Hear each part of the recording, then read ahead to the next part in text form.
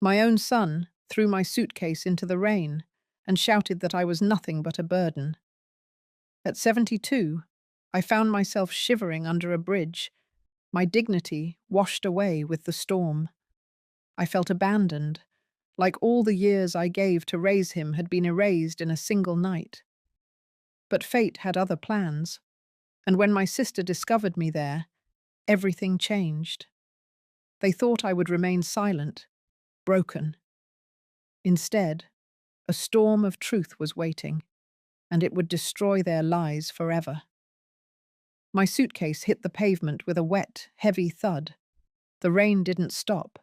It kept coming down like the sky was angry for me. My son stood in the doorway, arms crossed, his face tight with disgust. He didn't shout this time. He didn't need to. The silence between us said it all. He'd made up his mind. I had no place in his house anymore, or in his life. I didn't beg. I picked up my suitcase, soaked through by the time I reached the sidewalk. My slippers squished with every step as I walked out into the storm. No umbrella, no coat, just a sweater that was warm 2 hours ago. Behind me, the door slammed shut. That sound stayed with me longer than I'd like to admit. I didn't cry that night. Instead, I walked until my legs gave out. I found a low concrete wall under the overpass, just off the main road. It wasn't safe. It wasn't dry, but it was hidden. I pulled my soaked suitcase under me, leaned against the wall, and listened to the sound of tires splashing through puddles. My body hurt, but not as much as my chest. My bones felt like paper, and my heart felt like ash. A few people passed. No one looked twice. To them, I was just another homeless woman in a city full of them. That was the part that scared me most. I didn't feel like me anymore. I felt invisible, discarded. I kept hearing his voice in my head, the way he said the word burden, like I was some chore, like the years I raised him never happened. I remembered the scraped knees I kissed, the meals I skipped so he could eat. And now, in his eyes, I was just weight. The wind cut harder the longer I sat. I pulled the blanket tighter, one I found in my suitcase, thin and damp. My body shook anyway, not just from cold, from shame, from disbelief. Maybe some of you understand that feeling, when the people you gave everything to look at you like you're nothing. That night, I didn't sleep much. I listened to cars, to sirens, to the sound of something inside me breaking apart. Around 3 in the morning, the rain slowed. I was just starting to nod off when I heard footsteps. Not hurried, not heavy, measured. I looked up, and for a second, I thought I was dreaming. Vivian, my little sister. Her hair was soaked, makeup gone, but she looked at me like she hadn't seen me in 20 years. And maybe, in a way, she hadn't. We hadn't spoken much after she moved to Florida. Life got in the way. Family things. Complicated things. But there she was, standing in front of me like a miracle wrapped in trench coat fabric and fury. She didn't say anything at first. She just knelt down beside me, brushed the wet hair from my face, and put her hand on mine. And that was it. That was the first real human touch I'd felt in weeks, maybe months. She helped me to my feet without a word, picked up my suitcase, and led me to her rental car, like it was the most natural thing in the world. No questions, no judgment. I sat in her car, heat on full blast, blanket around my shoulders, trying not to fall apart. She handed me a thermos of tea, still warm, smelled like honey and mint. I took a sip and felt the first flicker of safety since I left that house. We didn't speak until we hit the highway. "You're coming with me," she said. I nodded. Not because I agreed, but because I couldn't imagine going anywhere else. She didn't ask what happened. She didn't have to. I think she saw it in my face, in the way I held the tea with both hands, like it was all I had left in the world. The road stretched long and silent. Every few miles, I glanced at her. Same determined eyes, same straight back. Vivian had always been fire where I was water. She burned when people hurt her. I endured. I survived. But that night, I started to wonder if surviving was enough. When we reached the motel outside Tallahassee, she handed me a room key and a bag of clean clothes. I took a hot shower, the first in days, scrubbed off the rain, the dirt, the humiliation, stared at myself in the mirror until the steam blurred my face. Then I slept. Not deeply, not peacefully, but I slept in a bed. And the next morning, when she said we'd be heading south to Clearwater, I didn't ask why. I just followed. Because something inside me had shifted. Not all at once, not loud, but enough to feel it. Maybe you've felt it too. That quiet turn. That moment you realize, this time, I'm not going to let it go. This time, I'm not swallowing my pain just to keep the peace. Not when it costs me everything.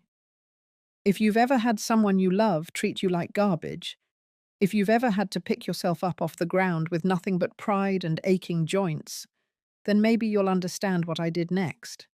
And trust me, it won't be pretty, but it will be fair.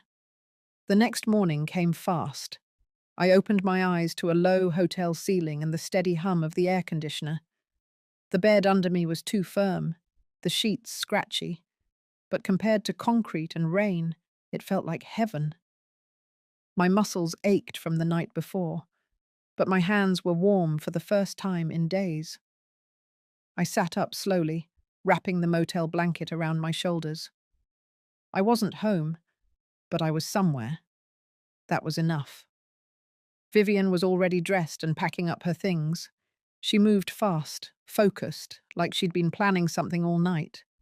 She didn't ask how I slept. She didn't offer small talk. Just picked up my suitcase and said, "We need to get moving." I followed her out to the parking lot. The sky was pale blue, the air thick with humidity, the way Florida always smells before noon. I slid into the passenger seat, and as soon as the doors shut, she put the car in drive. No hesitation. 10 minutes down the road, she pulled into a gas station, left the car running, and told me to wait. She returned with a thermos of fresh coffee, a breakfast sandwich, and a folder. She handed me the folder first. Inside was a printout of a real estate listing, a condominium unit in Clearwater, 2 bedrooms, ocean view, fully furnished. The price made my stomach tighten. I looked at her and she finally spoke again. "That place is yours. I bought it this morning." I didn't say anything. Couldn't. My mouth stayed open for a few seconds before I managed to close it. My hands held the folder like it might break. Vivian kept her eyes on the road. "I already wired the money. It's under your name. No mortgage, no tricks." I turned the page. There were photos, a balcony facing the sea, a kitchen with granite counters, a guest room with a writing desk. It looked like the kind of place someone stayed for 2 weeks every summer, not the kind of place someone like me lived in full time. But I kept turning. On the last page was a bank receipt, a deposit into a new savings account. $5 million. I looked up. Vivian didn't flinch. "Your savings, yours alone. I've had it set aside for years. You didn't know because I didn't tell you. Now you do." I sat back, folder in my lap, coffee forgotten. My ears rang like someone had set off fireworks in my chest. I couldn't form a full thought. Not one. The numbers sat on the page, too real to ignore, too surreal to believe. She pulled the car back onto the highway. Neither of us said anything for a while. I watched the landscape pass by. Strip malls, palm trees, cheap diners. Things looked normal, but nothing felt normal. Something had shifted inside me, and I couldn't tell yet if it was gratitude or shame. She turned off onto a quieter road, palm-lined and narrow. After a few blocks, we passed a gated entrance. She typed in a code, and the iron gate slid open slowly. A security guard waved at us, and Vivian nodded back. I kept staring straight ahead. The building was low-rise, cream-coloured, with balconies trimmed in white. Blue-tiled roofing. It looked like a postcard. Vivian parked in a reserved space near the entrance. She grabbed my suitcase from the trunk and carried it inside without waiting. The lobby smelled like lemon and new carpet. A woman at the front desk smiled and handed Vivian a welcome packet. Vivian pointed at me without speaking. The woman looked at me kindly, the way people look at stray dogs they wish they could help. We rode the elevator in silence. On the third floor, Vivian unlocked the door to Unit 3C and pushed it open. It was brighter than I expected. The walls were soft beige, the couch pale grey. Light poured in through the sliding glass doors that led to the balcony. I walked to the railing and looked out. The ocean stretched to the edge of the sky. I could hear it. Steady, heavy, alive. Behind me, Vivian placed the suitcase down, wiped her hands and said, "This is where you live now, and I'm staying in the unit across the hall for a while, so don't get any ideas about disappearing." I turned, hands still on the railing. I wanted to say thank you, but the words didn't feel like enough. Instead, I nodded. Once. Slow. Vivian came closer. "I know what he did. I know what they've done. You don't have to talk about it if you don't want to, but you will not let them take anything else from you. Not ever again." She looked me in the eye. Her tone was sharp, not sentimental. "This place is yours.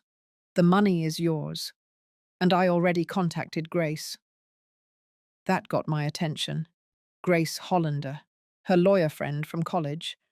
Smart, ruthless, careful. I hadn't seen her in years. "Grace is drafting the documents now. Financial locks, legal shields. Whatever you don't want exposed will stay sealed. And whatever they try to take will be 2 steps ahead." I let out a slow breath. My fingers tightened around the balcony edge. Vivian's voice softened. "You're not a guest here. You're not dependent. You're the owner, and I need you to start acting like one." I stood there a long time after she left. The ocean didn't stop moving, neither did the thoughts in my head. Paul thought he had buried me, that I would rot quietly in a corner of some shelter. He thought shame would keep me silent. He had no idea I was about to bury him with the very things he tried to steal. 3 days after I moved in, Vivian hosted a small welcome gathering at the clubhouse on the ground floor. She didn't ask if I wanted one. She just sent me a text with the time and told me to wear something blue. She had already bought me 2 new outfits and hung them in the closet. I chose the one with long sleeves, a light fabric that didn't draw attention, but made me look like myself again. I arrived a few minutes before 6. The room was softly lit, with finger foods arranged on white platters and a view of the ocean behind a row of glass windows. About a dozen people were there, mostly other residents of the building, retired couples, a few widows, one older man who reminded me of my late husband, though thinner and with a sharper chin. I didn't catch most of their names, but I recognized their warmth, the kind that doesn't ask too much too soon. Vivian made sure to keep me close. She introduced me with just enough detail to be polite, never crossing into anything personal. She never mentioned what had happened. Never mentioned Paul. Just told people I'd come to Clearwater for a fresh start, and was now officially part of the community. Her voice had that steady tone she used when setting boundaries. While she mingled, I found myself at the far end of the room near the window, watching the light fade over the water. I was fine not speaking. I didn't want to explain myself to strangers. It was enough to be somewhere safe, surrounded by people who didn't know what I had been through. That changed when one of the building security guards came in through the side door, not for the party, just on patrol. He looked to be in his late 60s, broad shoulders, close-cut grey hair, badge clipped to his polo shirt. He made a slow loop through the lobby, then paused when he saw me standing near the punch bowl. I nodded politely. He walked over. He pointed to the unit number on my name tag. 3C. That's across from Ms. Vivian's, right? I said it was. He smiled. She's sharp. Doesn't miss a detail. You got a good one looking out for you. I agreed. He glanced toward the elevator, then lowered his voice a notch. You might want to keep an eye on the hallway traffic. We had a report of someone hanging around the mailboxes late last night. Didn't match any resident profiles. Just a heads up. That tightened something in my chest. I thanked him and made a note to tell Vivian. She probably already knew. Nothing got past her. A few minutes later, Vivian raised her glass and tapped a spoon against it. The room quieted. She made a short toast. Simple. Just said she was glad I was here and that second chances were worth celebrating. People clapped, someone whistled, and then it went back to normal. But I noticed the moment she ended her speech, her eyes flicked to the door. She had seen it open. I turned and saw them too, Paul and Marissa. He wore a dress shirt he rarely ironed, but this time it was pressed flat. Marissa was in beige and gold, hair curled, heels clicking softly as she stepped into the room. They smiled as if they belonged. My stomach clenched. Vivian walked straight toward them. I didn't hear what she said, but her face made it clear they were not invited. She didn't raise her voice. She didn't cause a scene. But she blocked their path like a wall of glass. Paul looked over her shoulder at me, smiled like none of it had happened, as if the last time he saw me hadn't been in the rain, shouting while I held on to my dignity like a dying flame. I said nothing. My hand gripped the edge of the refreshment table. Vivian motioned to someone, and a staff member stepped in. The conversation was short. Paul and Marissa stood their ground for a few seconds longer, then turned and walked out. Marissa didn't even glance back. The room slowly returned to its rhythm. People noticed the interruption, but no one asked questions.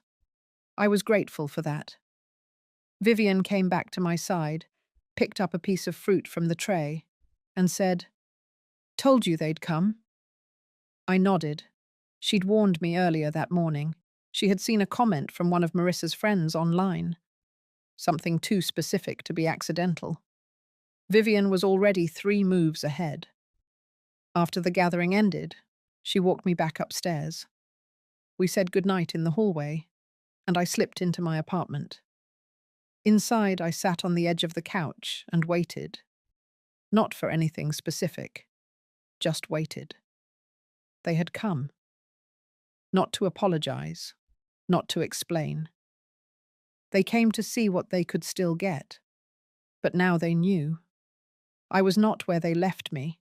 I was not the woman who had walked out into the storm with her suitcase. I was standing, inside, protected, and no longer alone. Still, I didn't feel safe enough to rest. So I did something I hadn't done in years. I opened the side drawer of the hallway cabinet and pulled out a new notebook Vivian had given me. I clicked a pen and wrote one sentence across the top of the page. What they took from me, they will return. Then I drew a line underneath it and wrote 3 words. House. Name. Power. The party had ended, the curtain was up, and they had stepped onto the stage thinking they still controlled the story. But I had the pen now, and I was going to write the rest. Vivian didn't waste time. 2 days after the party, she knocked on my door at 10 sharp with a stack of envelopes in one hand and her tablet in the other. Her hair was pinned up tight, and her expression told me we were past the stage of gentle warnings. She placed everything on the kitchen counter and opened the top folder. "They're going to try again," she said. "But this time, it's not going to be through charm. It'll be legal." I watched her lay out the pages, one by one. Letters, emails, screenshots, digital dust left behind by Paul and Marissa's recent activity. Vivian had quietly paid a private investigator to monitor any financial or legal movement involving my name. What she found was subtle, but unmistakable. Paul had reached out to a small law office out of state, asking about power of attorney transfers and elder care authorizations. Marissa had been messaging someone on Facebook Marketplace about hiring a notary for in-home documentation. Vivian tapped one of the papers. "They're going to make it look official, hand-delivered, personal. They think you're soft enough to sign something if they come in crying." She looked at me, eyes steady. "I need you to do exactly what I say." I didn't argue, not because I was scared, but because I understood something now I hadn't fully accepted before. This wasn't about misunderstanding or distance. This was about control. Paul and Marissa didn't want to help me. They wanted what they thought I no longer deserved to manage. So I told Vivian yes, I would follow her lead. That afternoon, we invited a few neighbours over for coffee. Nothing formal, just a casual afternoon with fruit trays and pastries. Enough people to create a social setting without raising suspicion. Vivian told the concierge to let Paul and Marissa up if they showed. She didn't invite them, but she made sure someone would buzz them in. Then she slipped a recording device under the end table by the couch and sat down like we were expecting the weather to turn. It took less than 20 minutes. Paul knocked. Vivian didn't flinch. I opened the door. He smiled like we were long-lost friends. Marissa stood behind him, holding a gift bag with gold tissue sticking out. She wore pale pink and pearls. They had rehearsed this. Paul stepped in first. Loud greetings, jokes about dropping by while they were in the area. Marissa placed the bag on the table and pulled out a tin of homemade cookies. I said thank you without emotion. Vivian watched quietly from her chair. After 5 minutes of shallow chatter, Paul sat forward, hands folded. "I brought something for you to look at," he said. He reached into his briefcase and pulled out a stapled document. The front page had bold lettering across the top. Family Wellness and Property Agreement. Vivian took one glance at the title and crossed her legs. Paul slid the papers across the table toward me. "Just something to make things smoother, so we can help out, you know. Coordinate medical stuff. Ease the process in case anything urgent comes up." He smiled again. Too long. Too forced. I picked up the first page and read silently. It was 6 pages long. Buried in the middle was a paragraph labeled Temporary Power Authorization, followed by another labeled Financial Oversight Clause. The language was careful, not overtly predatory, but it gave Paul full access to act on my behalf regarding medical and financial decisions. It also authorized him to open and manage bank accounts under joint access. I set the paper down. I didn't speak. Vivian stood. She walked to the kitchen, took out a second folder, and returned. From it, she pulled a nearly identical document. Only this one had a red line through the middle. "This is a copy of the version you had drafted last week with that paralegal in Kissimmee," she said to Paul. "The original email is time-stamped. The language is word for word." Paul's face froze. Marissa stayed quiet. Vivian turned to me. "Go ahead. Ask them what this is really for." I didn't need to. The silence said everything. Vivian opened the recording app on her tablet and let it run. Then she raised her voice just enough for the neighbors to hear. I want everyone to know, she said, that this document was designed to strip Helen of her financial rights under the guise of assistance. This is what family manipulation looks like. Paul stood up fast. You don't understand what we're trying to do, he said. Marissa grabbed his arm. Vivian stayed calm. No, I understand exactly. And so does the state of Florida. So will the ethics board. So will the community you're trying to impress with fake tears and cookies. Paul's voice cracked. You're making a scene. Vivian laughed once, sharp. Scene? No. This is clarity. She turned to me and nodded. I walked over to the table, picked up the contract they brought, and tore it down the middle. The room went quiet. The neighbors stopped talking. Paul looked at me with something I hadn't seen in years. Fear. I didn't scream. I didn't curse. I simply held up the torn pages and said, "This is what happens when you mistake quiet for weak." Vivian motioned toward the door. Paul and Marissa walked out, this time without looking back. I sat down slowly, my hands still warm from the paper.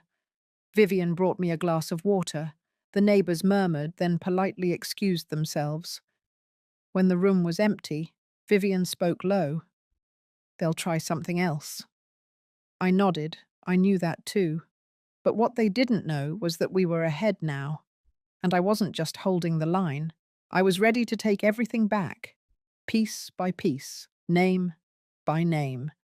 And this time, they would never see it coming. 3 mornings after I tore their contract in half, I opened my front door and found a white orchid sitting on the welcome mat. No card, no note. Just the plant, delicate and perfect, like a silent apology that didn't have the guts to knock. I stood there for a long time, not picking it up.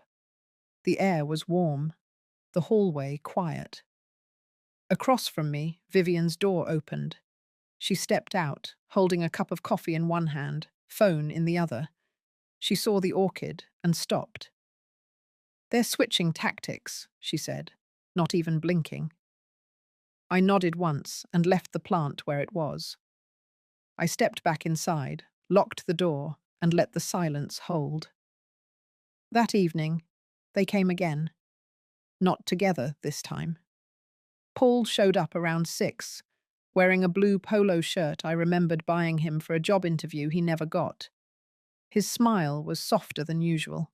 He carried a small paper bag from the Italian restaurant on Main. Said he figured I hadn't had dinner yet. I didn't open the screen door. He stood there for a while. Told me I looked good. Asked if I liked the neighborhood. Told me he and Marissa had been talking. That they felt terrible about how things had escalated. Said he missed me. I said nothing. Eventually, he left the bag on the bench by the wall and walked away. I watched him go, never moving. The next morning, it was Marissa's turn. She showed up just before noon with a grocery bag and a book tucked under her arm. Her tone was lighter, almost casual, like this was just something she always did. She didn't bring up the contract. She didn't mention the party. Just said she wanted to stop by, maybe help with errands, cook something if I was tired. She used to call me by my first name. That day, she called me Mum.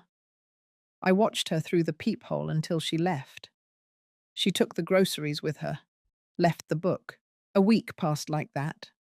One would come, then the other, sometimes with food, sometimes flowers. Once, a framed photo of Paul as a boy holding a fishing rod next to me on a pier, a memory they thought could be weaponized. I didn't respond, but I watched, and I recorded. Vivian had given me a small device, no bigger than a car key. It sat by the door, always on when someone came near. I didn't use it to catch them saying anything criminal. I used it to catch the tone, the hesitation, the patterns, because their words weren't about repair, they were about access. Every conversation circled around comfort, concern, and eventually logistics. Bills, accounts, end-of-life planning, the language of thieves pretending to be caretakers. Vivian took the recordings and shared them with Grace. Grace didn't say much at first, just listened, took notes, asked about mail, email, phone calls. Then she flagged something. Paul had requested a change of address for my bank correspondence. He'd done it online, using a phone number from years ago that had once been tied to my name. Grace found it through a soft scan she had requested from a banking contact. It hadn't processed yet, but it was a red flag. Vivian changed the mailbox locks the next day. The night after that, the fire alarm in my hallway went off around 2 in the morning. No fire, just a pulled lever. Ramirez, the guard, reviewed the camera and caught a blurry figure walking through the service corridor 20 minutes earlier. Couldn't see the face, could see the jacket, the same one Paul wore to the party. I asked Vivian to call Grace again. She brought over a laptop the following day and walked me through setting up secure digital alerts. Any access attempt to my accounts, any login from an unrecognized device, any file request tied to my name. I agreed to everything. Then I asked her if she thought they were done. She didn't answer right away. "They'll try the back door now," she finally said. I asked what that meant. She closed the laptop. "They'll go legal again, but not directly. They'll find someone to do it for them. A notary, a mobile witness, a financial advisor who doesn't know the full story." 2 days later, a man in khakis and a collared shirt knocked on my door. Said he was from an elder planning group. Said my family had requested a quick review of my estate plan just to make sure everything was in order. He smiled like it was normal. Like women in their 70s regularly got surprise visits from polite strangers holding clipboards and government-style folders. I told him I already had a team and closed the door. He left fast. Grace filed a formal complaint the next morning with the Florida State Office for Professional Guardianship. Nothing dramatic, just enough to create a record. A trail. I knew what was happening. They were trying to make me look unstable, disorganized, vulnerable. Because if they couldn't make me sign, they'd try to prove I couldn't manage. I didn't speak of it to anyone, not even Vivian. But that night, I sat at my kitchen table and reread the title deed. I ran my fingers over the raised stamp. I whispered my name out loud, not for drama, but for clarity. Then I placed the paper back in its folder, shut the drawer, and locked it. The doorbell rang once more that week. This time, Paul brought wine. Marissa waited by the elevator. He didn't ask to come in. He asked to talk. Said things were hard. Said families should stick together. Said maybe we could talk about some practical things. I didn't open the door. I just spoke through the crack. "Don't come back." His voice cracked, not with sadness, with rage masked as confusion. I didn't respond. I waited. He left. I went back to the kitchen, sat down, and made a list. 3 columns: what they tried, what failed, what would never be forgiven. I was no longer defending anything. I was documenting, preparing. The storm had passed, but the damage it left behind would serve as proof, and I would be the one to carry it forward, piece by piece, until there was nothing left for them to claim. The knock came on a Tuesday afternoon, not rushed, not nervous, just steady enough to suggest familiarity. I was standing in the kitchen when I heard it. I didn't flinch. I walked slowly to the door, just like I had rehearsed with Vivian and Grace. I didn't open it right away. I checked the peephole. Paul stood there, hands empty, no gifts, no folders, no food. That was a change. Behind him, Marissa waited near the elevator, pretending not to look at the door, but I could see the angle of her shoulder. She was listening. I unlocked the door but kept the latch in place. I didn't invite him in. Paul leaned forward slightly. "I just wanted to see how you're doing," he said, voice low. I stayed silent. He continued. "Things have been tense, and I get it. We crossed a line." Still, I said nothing. "I just miss you. So does Marissa. We're not proud of how we handled everything, but we want to make it right. We've been talking. We thought, maybe if we showed you that we're here for you, you'd believe us." He pulled a small envelope from his back pocket and held it up. "It's nothing legal. It's just something we wrote. From the heart." I reached through the crack in the door and took the envelope. Then I closed the door without a word. Inside, I opened it slowly. 2 pages. Handwritten. The tone was sweet, guilt-laced. Words like forgiveness, regret, rebuilding. Marissa's handwriting was on the 2nd page. She mentioned that she had enrolled in a caregiving class, that she wanted to be more helpful. She said family was the only thing that mattered now. I folded the pages, set them on the table, and pressed the button under the edge of the counter. The small recorder clicked on. It had been sitting there for days, waiting. I walked back to the door and opened it fully this time. Paul turned, a flicker of hope passing across his face. "Come in," I said. He stepped inside. Alone. I didn't greet him. I didn't smile. He sat at the far end of the couch, adjusted his sleeves, looked around the room like it was the first time he'd really seen it. "This place is beautiful," he said. "You really settled in." I nodded once. He glanced toward the hallway. "Marissa's just downstairs. She didn't want to crowd you." I said nothing. Paul leaned forward, elbows on knees. "Look, I know we messed up, and I know you're probably never going to fully trust us again. But we are your family. We're not here to fight. We're here to fix things." He paused, let the words hang. "I know you've got things in place now. People helping, lawyers, whatever Vivian lined up. But that doesn't mean you don't need us. You're still our mum. We still want to help." He looked at me, eyes searching. "I don't want your money. I just want peace." I stood near the edge of the living room, watching him, letting the recorder capture every word. He kept going. "I know you've got accounts set up, savings, property, all of that. And that's great. That means you're safe. It doesn't mean we can't be involved. You shouldn't have to manage everything alone." Then he shifted tone. "I mean, what if something happens? A fall? A health scare? Don't you think it makes sense to have someone on file? Someone who can make a decision if you can't?" I turned slightly toward the kitchen.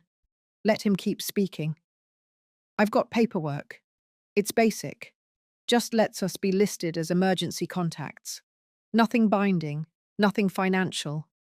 Just access to records. So we can help. That's all." He reached into his jacket pocket and pulled out a thin folder. This was the real reason he came. I didn't move. He placed the folder on the coffee table. Sat back like he had just offered something noble. "You don't even have to look at it now. Just think about it. No pressure." I looked at the folder. Pale blue. No markings on the outside. I spoke, finally. "Where is Marissa right now?" He hesitated. "Downstairs. In the car." "Alone?" He nodded. I walked to the balcony door and pulled the curtain back just slightly. She was there, leaning on the hood, talking on the phone. I let the curtain fall. I picked up the folder, walked into the kitchen, and dropped it in the trash. When I returned to the living room, Paul was standing. I didn't mean to offend you, he said.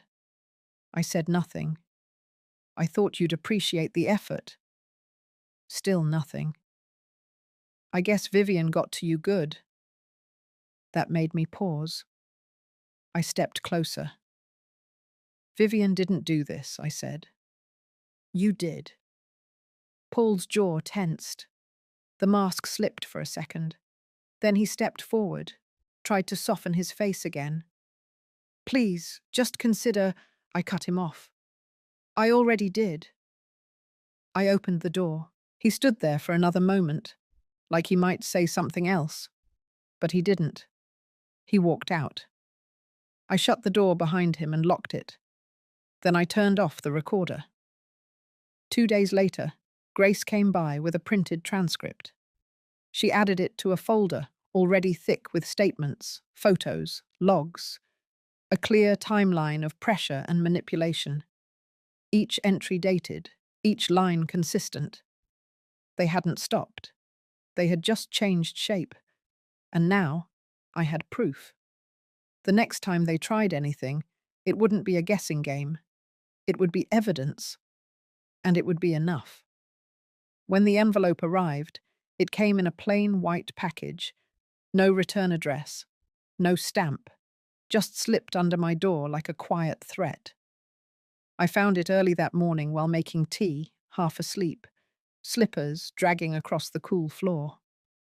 At first, I thought it might be another apology letter, or a card from one of the ladies in the book club. But the weight of it told me otherwise. It wasn't soft. It wasn't personal. It was stiff, heavy.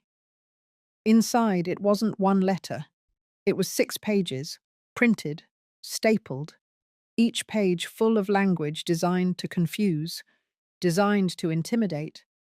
They had hired a lawyer, or at least, they wanted me to think they had.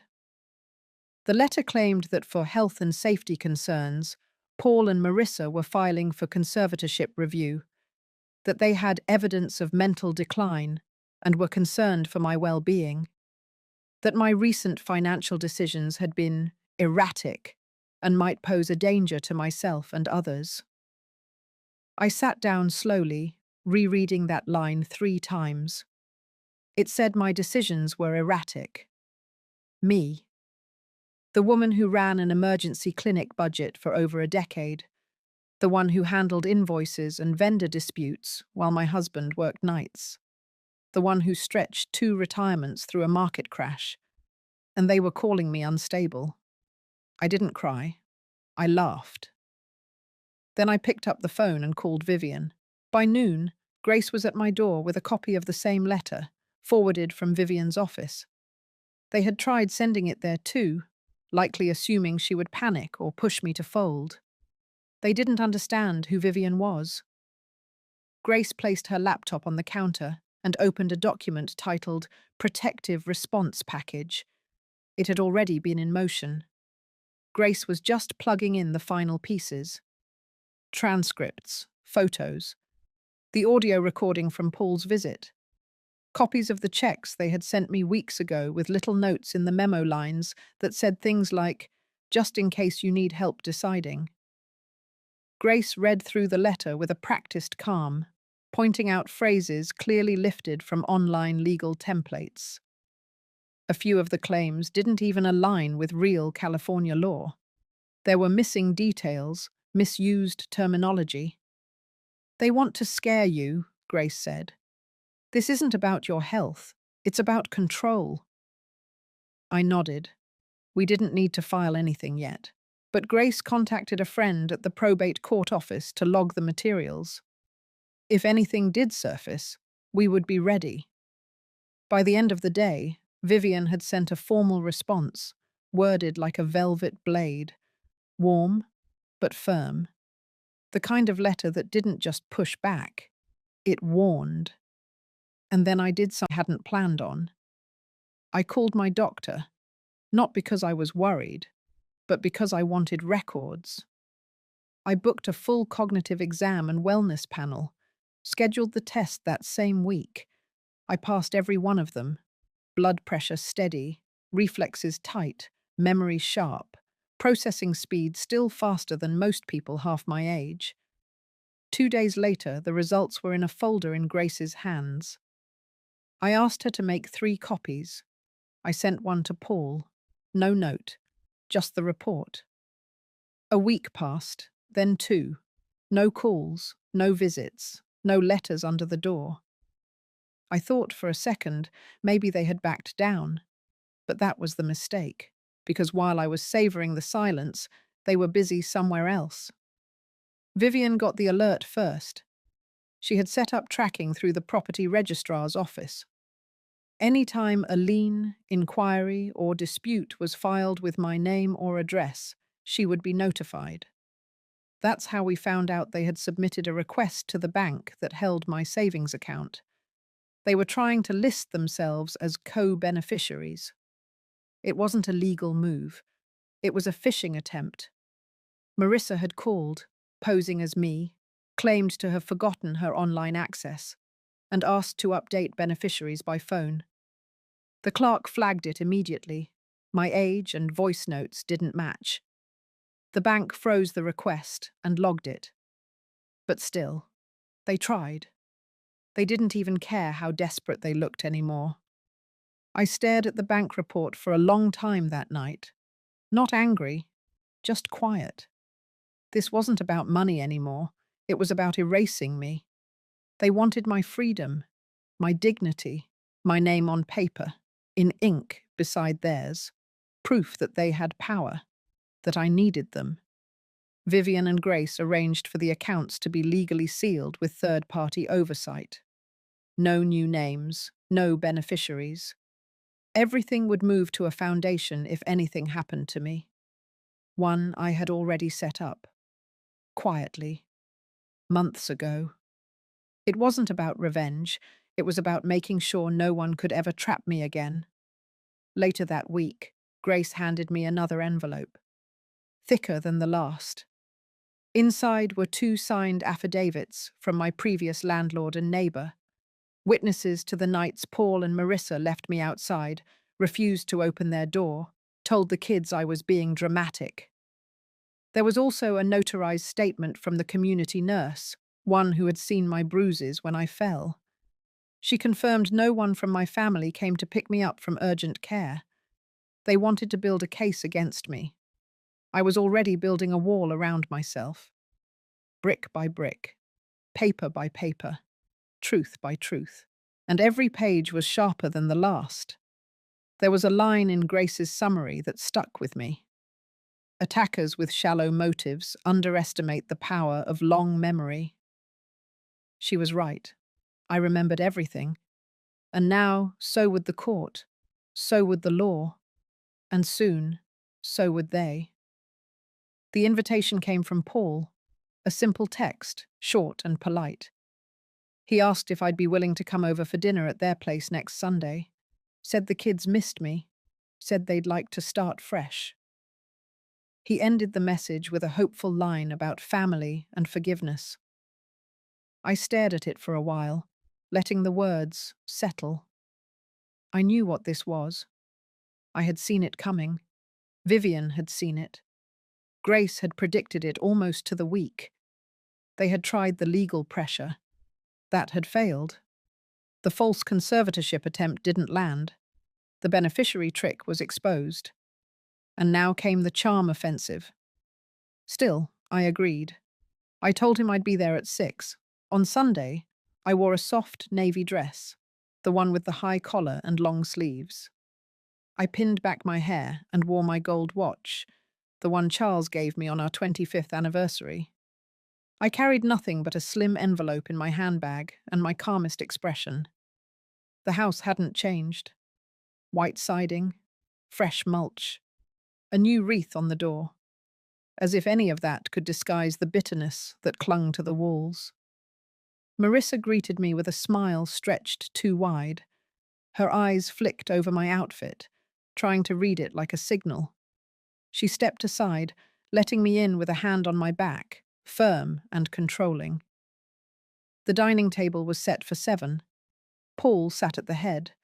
The kids were dressed up, their shirts too stiff for a Sunday.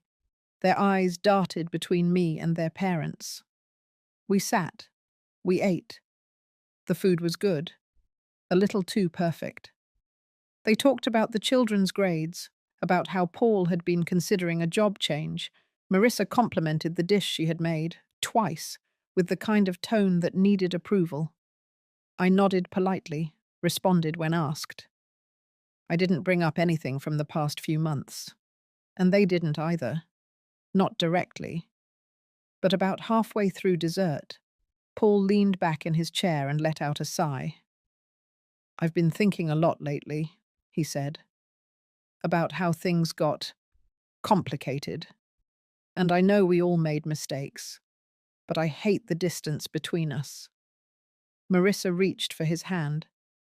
And with the kids getting older, she added, we just don't want any regrets. We want them to know what real family looks like. It was my turn to nod. I appreciate that, I said. I really do. They smiled, and then Paul said it. I was wondering, Mum, if we could talk sometime about how we move forward. Maybe review some of the decisions that were made when things were tense, especially regarding estate matters. There it was, the soft glove pulled off, the hand beneath it, reaching. I let the pause settle, just long enough. Then I reached into my bag and pulled out the envelope. Of course, I said. But I think it's best we're all clear. So I had something drawn up. I slid the envelope across the table. Marissa's fingers twitched before she caught herself. Paul picked it up and opened it. Inside was a notarized addendum. It outlined the permanent establishment of the Ruth Ellery Foundation, the non-profit I had formed. It confirmed that the house I now lived in, the bank accounts, the trust fund, everything, was legally and irrevocably tied to the foundation. It listed the beneficiaries, a scholarship program for single mothers over 60, a care fund for elderly abuse victims, and a community medical outreach named after Charles. Paul's face stiffened. Marissa's smile cracked at the edges.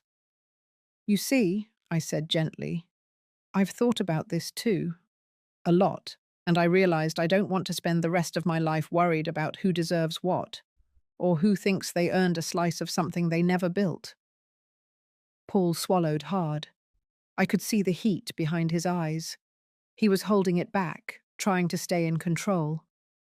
I'm not cutting you off, I added, but I am choosing peace and clarity and protection. No one said anything. The kids were frozen, confused, too young to understand the undercurrent, but old enough to feel the tension settle thick in the air. I stood up slowly. Dinner was lovely. Thank you. Marissa started to speak, but the words stumbled. She tried to smile again, but gave up halfway. At the door, Paul followed me. Is this it? He said, voice low. I didn't stop walking. Mum, he said again, a little louder, a little sharper. We were trying to make things right. I turned back, finally. No, I said. You were trying to regain access. He flinched. But what you lost was trust, and I don't hand that out like pie at Thanksgiving. I left. Back in my car, I exhaled. It was done. No screaming, no courtroom, just the truth, documented, signed, sealed, and delivered. They had underestimated me, not just as a mother or a widow or an old woman. They had underestimated my memory, my resolve, my ability to plan. And now, for the first time in years, I slept that night without locking the door twice. because they couldn't reach me anymore. Not in law, not in lies, not in legacy. 3 days after that dinner, I woke up to the sound of gravel crunching outside my window. I moved the curtain just slightly, not enough to be seen. Paul's truck sat in the driveway. He stayed in the cab for a moment, then got out, pacing a bit like he hadn't decided what he came here to do. It was still early, not even 8. The beach fog hadn't lifted yet. The dew sat on the window like a veil between me and whatever this was. I didn't open the door. He knocked once, then twice more, softer. Then he left. 10 minutes later, a call came in. Unknown number. I let it go to voicemail. The message was short. His voice, calm but strained. He said he respected my choice, that they would give me space, that they understood now where I stood. It almost felt civil. Almost. But by afternoon I knew something had shifted. Vivian called me, voice tight. She had just gotten off a call from someone she knew at the clerk's office. Apparently a new motion had been filed. Paul and Marissa were attempting to contest my mental fitness again, this time under a different clause.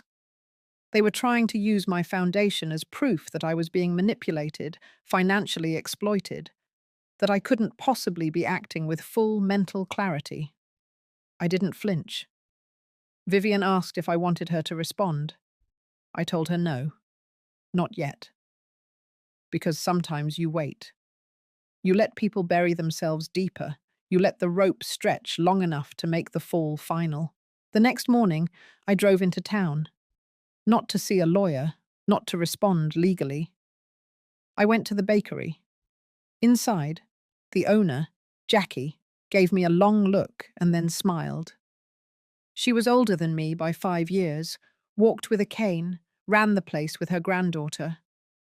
We had talked a few times before about the community grant I had set up. I sat down with her, told her I had a proposition. That afternoon, we printed flyers. By the next day, posters were hanging in libraries, clinics, shelters. Ruth Ellery Foundation, launching community days. Free workshops, meals, consultations for older women looking to re-enter the workforce, escape isolation, protect their estates.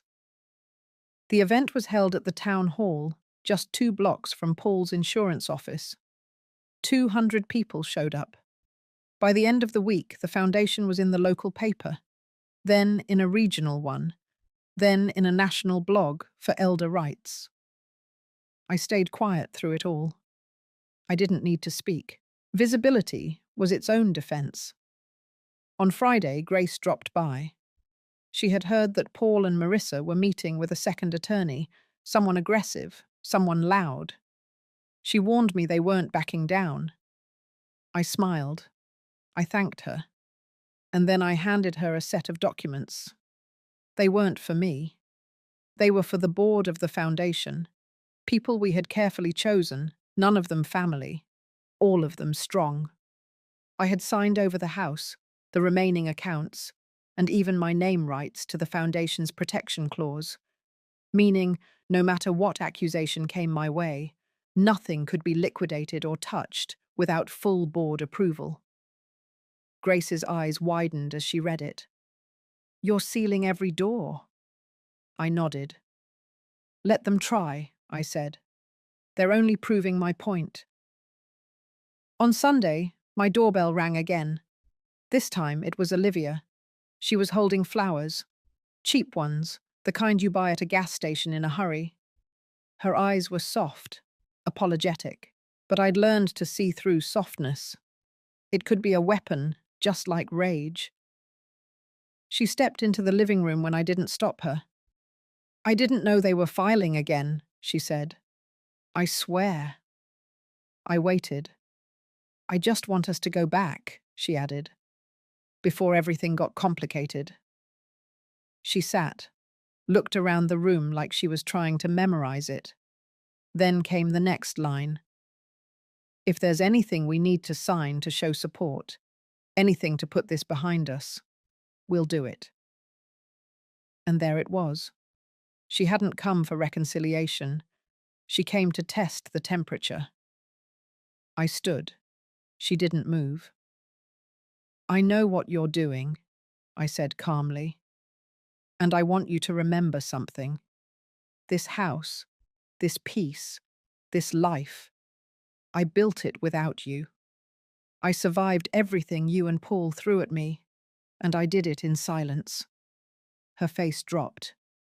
I stayed quiet out of respect. But don't mistake quiet for weak. She stood too now, her voice cracked. Paul's falling apart. He's not eating. He's losing clients. He's blaming me. I'm scared. I looked at her for a long moment. Then I said, not cruelly, just finally, that's not my burden anymore. She left. That night, I slept with the window open. I listened to the ocean like I used to with Charles, and for the first time since all of it began, I didn't feel like I was bracing for a blow. I felt done, not defeated, complete. Because there is a moment, after the storm, when silence returns, and it isn't empty, it's earned. By Monday morning, I could sense a shift in the air. It was subtle at first, just the way the neighborhood seemed quieter, as if holding its breath. Something was coming, and I knew it wouldn't be gentle. Vivian called just past noon. Her voice was calm but direct. The court date's been set, she said. They pushed it fast. They're confident. But they made a mistake, Ruth. A big one. I didn't respond right away. I knew Vivian well enough to wait. They submitted evidence, she continued. Financial records, letters, emails, statements. She paused again, letting the silence underline what came next. They forged your signature. I sat very still. She explained. The documents Paul and Marissa had filed claimed I had granted them power of attorney for the foundation, that I had transferred the right to amend its charter. It was bold, reckless. They had faked an entire meeting, a board vote, even notarized it. Vivian had already sent the file to the forensic examiner. But she didn't stop there. She also had a quiet lunch that weekend with one of the notaries they claimed had witnessed the document. He didn't remember the meeting. He didn't remember me, because it never happened. That was the crack. And through that crack, everything unraveled. By Wednesday, the examiner's report was ready. Not only were the signatures inconsistent, but the timestamp metadata on the PDF files revealed they had been backdated. Sloppily. One document was supposedly signed at a cafe in San Luis Obispo, a place that had been permanently closed for renovations at the time. Another referenced a foundation member who had stepped down 3 months earlier. They hadn't just lied, they had been lazy. That's when Vivian made her move. She filed a motion for fraud and perjury. She submitted the report, the witness statement from the notary, and a statement from the board chair of the foundation. It wasn't just a response anymore. It was a full-blown countersuit. But it didn't end there. A day later, the county legal office reached out. Turns out, attempting to defraud a registered non-profit isn't just a civil matter. It can be criminal. And because the foundation dealt with elder welfare, there was a second layer of protection. An automatic review had been triggered the moment Vivian filed her countersuit. The district attorney's office wanted to talk. Meanwhile, I stayed quiet. I watered my plants. I baked cornbread. I walked the beach every morning before the sun was up.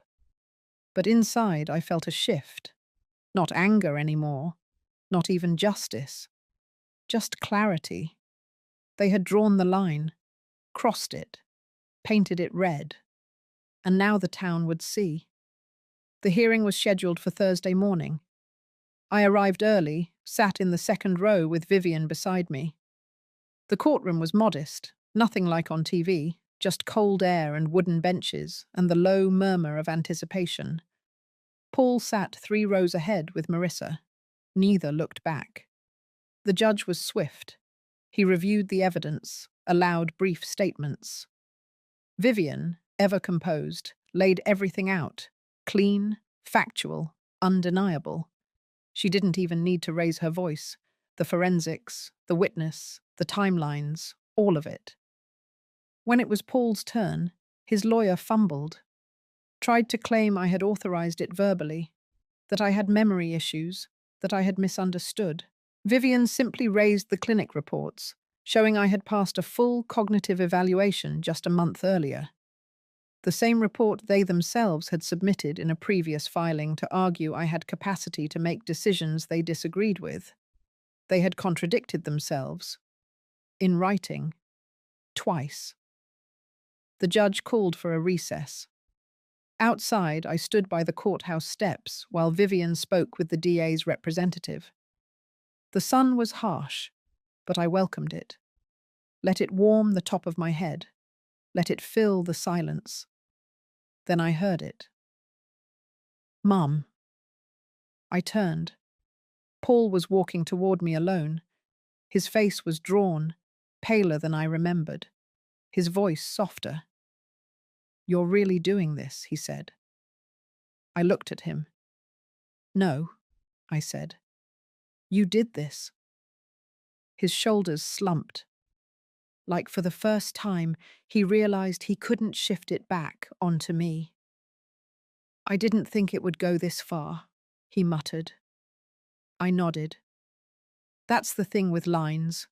Once you cross them, you don't get to decide where they end. He looked like he wanted to say more, but his mouth closed instead. Vivian stepped up beside me. "We should head back in." We did. When the judge returned, he didn't delay. Motion granted. The forged documents were dismissed as invalid. The foundation charter was protected. A referral had been made to the district attorney's office for further investigation. And with that, it was over. At least in the eyes of the court. But for me, it was something deeper.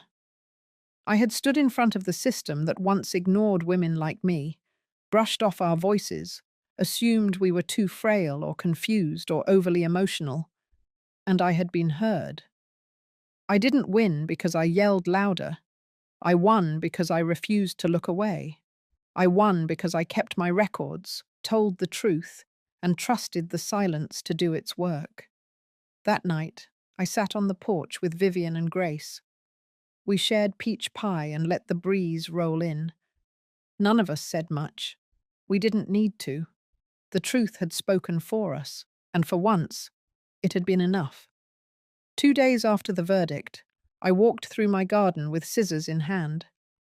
The air was crisp with the first bite of fall, and the sun sat lower, casting everything in amber. The lavender bushes had grown wild again. I clipped them gently, bundle by bundle, letting the scent fill the quiet space around me. That's how I've always come back to myself, through something ordinary. Vivian had called earlier that morning. Her tone was different now, lighter, even warm. "County prosecutor's office is moving forward," she said. "Formal charges, fraud, forgery, attempted misappropriation of non-profit assets, 3 counts." I thanked her. But inside there was no burst of joy, no triumphant fist in the air, only the calm weight of inevitability. This was never about revenge. It was about the truth, being seen, being heard, and standing my ground when every part of me had been dismissed. Paul hadn't called since the hearing. Not a message, not a letter, not a single sign of regret. I imagined him sitting in his house, blinds drawn, phone in hand, trying to craft a sentence that wouldn't make him look small. But there were none. The silence said enough. Marissa had been spotted leaving town. Grace saw her packing up boxes from the back of her Range Rover behind the old bakery. No goodbye. No public apology, just a quiet retreat. That was how it always was with people like her. They vanished when the mirrors turned toward them. Later that afternoon, Grace dropped by. She brought over a box of old photos she had rescued from the storage unit I had once shared with Paul. I hadn't asked her to. She just did it. We sat at the kitchen table, sifting through memories. My wedding day, Paul as a toddler, clinging to my leg with that stubborn pout. Christmas in Colorado when the power went out and we lit the whole cabin with candles. I looked at those images, not with bitterness, but with distance, like artifacts of someone else's life, a version of me that had believed love, effort, and loyalty could bend anyone into goodness. Grace found a photo I hadn't seen in years. It was from my 50th birthday, taken on the deck of our old lake house.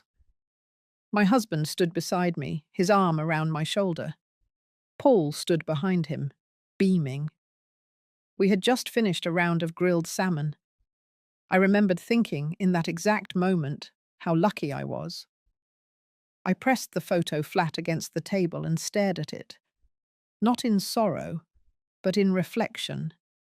That woman, that version of me, had no idea how quickly that warmth would turn, how thin the line between affection and entitlement could be. But she wasn't wrong to hope. She wasn't wrong to love. She was just unprepared. By nightfall, I had made a decision. The community center called the next morning, confirming space for the event. I had decided to host a gathering for the foundation's beneficiaries and partners. Not a gala, nothing showy, just a quiet celebration. A thank you, a circle of resilience. Vivian offered to help with the logistics. She was already drafting the press release. The news outlets had picked up the story since the court ruling. Elderly woman wins battle over forged control of non-profit, the headlines read. But that wasn't the story. Not really. The story was about what happens when people assume you'll stay quiet because of your age, when they forget that years do not weaken you, they sharpen you. I visited the foundation's new office space that afternoon. It was smaller than the old one, but more purposeful. A few of the younger volunteers were there painting walls a soft sage green. A woman named Liana had just moved from Oregon to work full-time on our rural support program. She hugged me tight when I walked in. "You saved this place," she said. I smiled, but inside I knew the truth. No, I had simply refused to let it be stolen. Back home, I sat by the window and wrote a letter. Not to Paul, not to the court, but to myself. A letter that began with, "I did not break," and ended with, "and I will not disappear." Because that is what this entire ordeal had tried to do, to erase me, to write over me with legal tricks and whispered doubts. But I stayed. I stood. I let the fire rise, and I did not run from it. The next day, my neighbor stopped me at the postbox. "Ruth," he said, "my wife and I read the article. What you did, that was something." I thanked him and moved on, not because I wasn't touched, but because I had spent enough time letting other people's opinions define my worth. Now I walked at my own pace. That evening, the sky opened with rain, steady, not violent. I made tea and wrapped myself in a quilt stitched decades ago, and I felt something I hadn't in months. Stillness. It wasn't peace, not quite. But it was the beginning of it. I thought of all the women I had met at the center, the single mothers, the grandmothers raising grandkids, the widows starting over at 70. We were not fragile. We were not relics. We were survivors with memories long enough to outlast betrayal. And I was one of them. Not broken, not bitter, just awake. 3 weeks after the verdict, I stood on the small stage at the new community center, holding a microphone with hands that no longer shook. In front of me were nearly 100 faces. Some I knew well. Some I had helped through hard winters, or long divorces, or lonely birthdays. Some I had never met, but they were there because the foundation had reached them in one way or another. That was enough. The room wasn't fancy. Folding chairs, coffee urns on plastic tables, a few old ceiling fans humming above. But the walls were freshly painted and lined with photos from our programs: women learning trades, elder care volunteers hugging patients, children laughing beside packed donation boxes. I didn't prepare a speech. I didn't want to perform. I just told the truth. This organization was never about money, I said slowly, pausing to steady my breath. It was about not being erased, about proving that the second half of your life can be just as powerful as the first, maybe even more. They clapped, but I didn't let the moment linger. I handed the mic to Liana and stepped off the stage. She was the future now. Her voice, her leadership, her energy. I had built the bones. They would carry the rest. After the event, people stayed. Some cried. Some hugged me. One woman slipped me a note that simply said, "Because of you, I filed for custody of my grandson." I tucked the note into my coat pocket and left through the back door. The sun had already set. Autumn was thinning into early winter.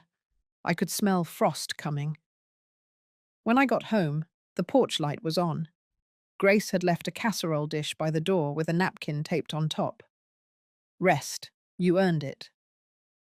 Inside, I lit the fireplace and poured myself a small glass of wine.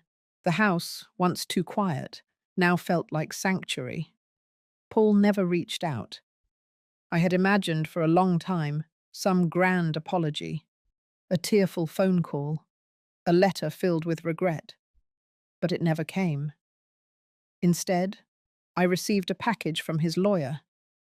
Inside was a signed settlement form releasing any remaining claims to the foundation or the properties still in my name. No note, no explanation. He had chosen silence over redemption. I accepted it, not because I forgave him, but because I no longer needed anything from him. His chapter in my life had closed long ago. He just hadn't noticed until the door locked behind him. The next morning, I donated the last of his childhood keepsakes to the local shelter thrift shop. Not out of anger, just clarity. Some things don't need to be stored. They need to be let go. Over the following days, I began walking every morning, 3 miles at sunrise, sometimes alone, sometimes with neighbors who joined me quietly. We never talked about what happened. We didn't need to. They had watched it unfold in the papers, on television, across whispers in grocery aisles. But walking with them was a kind of unspoken respect, and that was more valuable than any apology. One morning on the trail behind the orchard, I spotted a young woman sitting on a bench with her child. She looked tired, like the world had sat on her chest for too long. As I passed by, she stopped me. "You're Ruth, right? The woman who fought back?" I smiled gently. "I'm Ruth, but I didn't fight. I just refused to vanish." Her eyes welled up. "Thank you," she whispered. That was it. No more words. That afternoon, I planted 3 new apple trees at the edge of my yard. I don't know if I'll live to see them bear fruit. But planting something you may never harvest is an act of belief, not in yourself, but in the world after you. Grace visited again that weekend. We drank tea, laughed about the news segment that had mispronounced her name, and talked about hosting a writing workshop for retired women next spring. Stories, she said, were the last thing they couldn't steal. When she left, I stood at the window and watched the wind move through the trees, the kind of wind that doesn't knock things down, but reminds you they can stand. I did not vanish. I rebuilt. I redefined, and I stayed whole. If you've ever felt dismissed, erased, or underestimated just because of your age, your silence, or your kindness, know this. You still have the power to draw the line, to reclaim your space, to plant something new. If my story spoke to a part of your heart today, share this with someone who needs to hear it too. Or just take a breath and remind yourself, you are not done. You are not invisible. You are still writing your story.